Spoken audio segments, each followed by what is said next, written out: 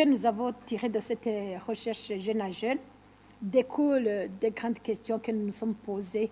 Comme vous le savez, cette For Common Ground implémente depuis longtemps des projets à l'endroit des jeunes, mais nous avons constaté qu'il y a des améliorations qu'il nous faut faire, et ces améliorations ne peuvent se faire qu'en partant de la situation réelle de la vie des jeunes.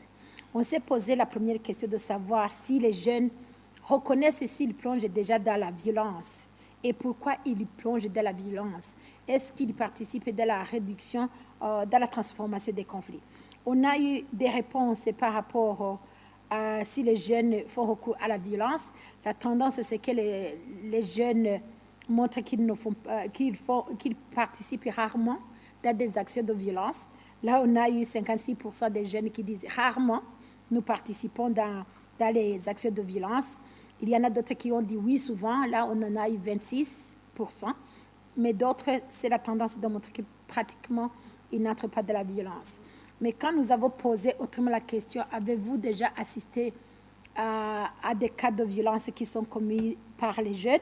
Là, on a dit oui, beaucoup, c'est-à-dire 53% reconnaissent qu'ils assistent à des cas de violence commis par les jeunes. Et là, on a aussi posé une autre question par rapport si les jeunes sont engagés dans la communauté. Parce que le fait qu'on entre dans la violence, des fois, c'est qu'on est à l'écart de l'utile. L'utile, c'est la participation, l'utile, c'est le travail, l'utile, c'est essayer de faire la paix là où on habite. Et là, ils nous ont dit qu'ils sont engagés dans la vie de la communauté. Et ils disaient que la plupart, ils participent, ceux-là qui disent qu'ils participent, les 53%, ils disent qu'ils participent à travers les travaux communautaires, à travers les actions des associations ensemble, à travers les autres initiatives de solidarité qui sont organisées au niveau des communautés. Donc, on a vu que certains jeunes sont engagés au niveau communautaire. Mais aussi, il a été très intéressant de découvrir pourquoi les autres ne participent pas. Il y en a qui parlent de la question liée à la pauvreté, parce que la plupart des jeunes se disent chômeurs, les autres disent qu'ils n'ont pas de moyens. Là, vous entendrez les moyens, capacités financières et aussi le manque de soutien.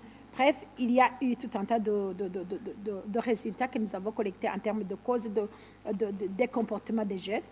Et on a vu aussi des recommandations qui ont été formulées par les jeunes à l'endroit du gouvernement, à l'endroit des organisations internationales et nationales, à l'endroit des bailleurs, surtout dans le sens de voir la politique de la jeunesse qui devrait se focaliser sur la réduction du chômage et la multiplication de l'emploi, et aussi aider les jeunes à être en mesure de transformer les conflits et aussi à adopter des comportements pacifiques. Et ils ont aussi demandé qu'il y ait des organisations ou des bailleurs qui puissent financer les projets de développement et les projets d'autonomisation pour les jeunes.